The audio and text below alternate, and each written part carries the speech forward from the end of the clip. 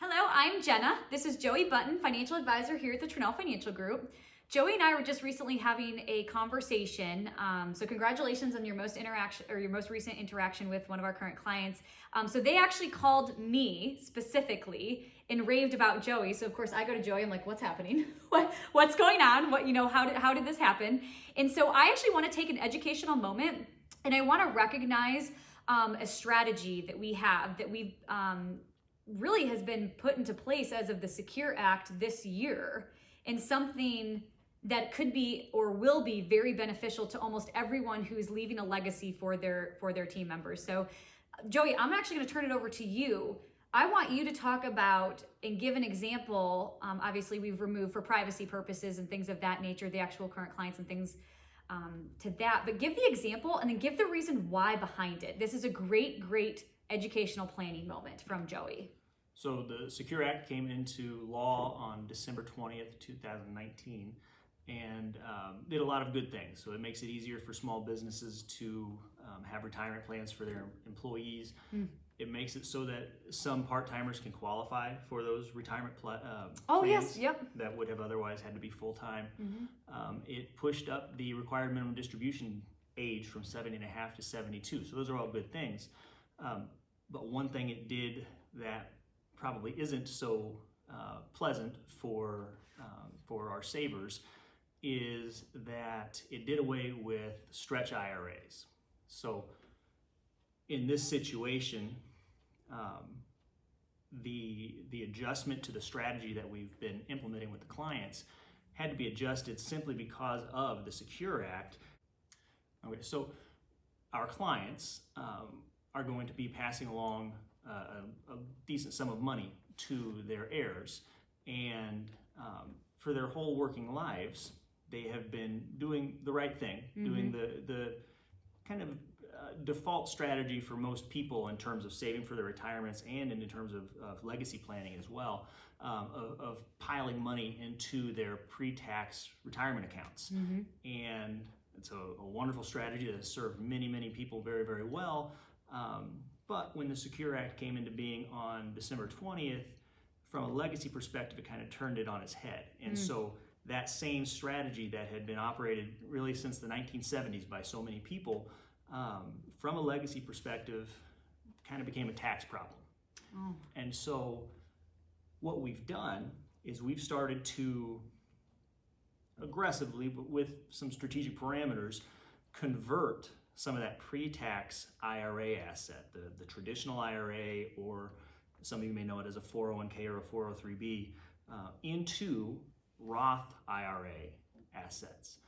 And so the reason for that, again, is really the tax treatment of that asset, the difference between a pre-tax and a Roth IRA.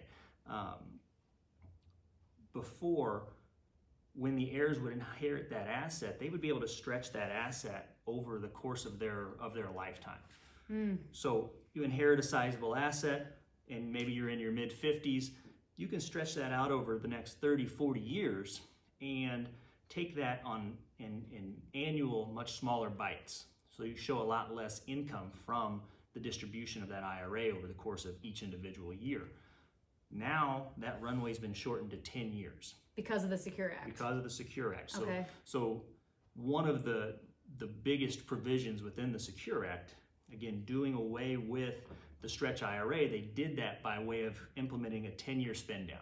So from the date that the grantor, the person who's giving the money away, passes, there is 10 tax years for the heirs to take money out of that IRA. So if you inherited $1 million and you could spend that down over the course of 40 years, maybe you're taking $20,000 or $30,000 a year, you have to show that as income. Right. But that doesn't bump you up way up into the next tax bracket. Maybe slightly into the next tax bracket. It's not going to have a huge tax implication for you.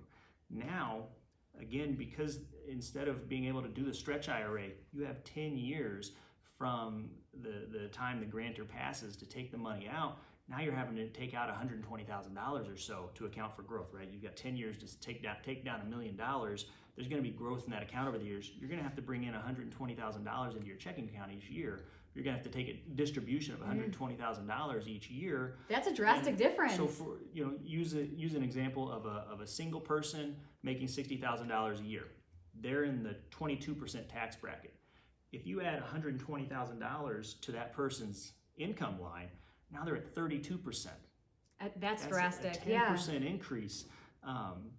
So the solution that we worked up with this client, and one that I think will be appropriate for many, many clients, for many, many individuals out there, as a means of making a pivot, making a strategic adjustment based on the Secure Act, is to take what you're making now. Say you're making $100,000. You're bringing in $100,000 between Social Security, your required minimum distributions, any pensions. If you're a married couple, you're at $100,000, you're in the 22% tax bracket. We know what today's tax bracket is.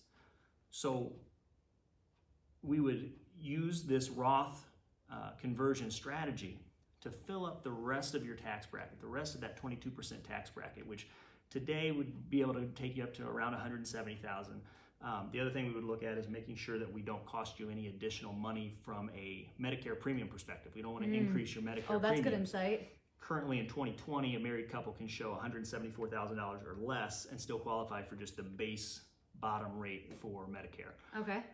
So we want to make sure we don't bump you up into the next tax bracket, and that we don't cause you to pay any additional Medicare premium. And we figure out how much space between where you are now and that next marker that we're going to, how much can we convert this year?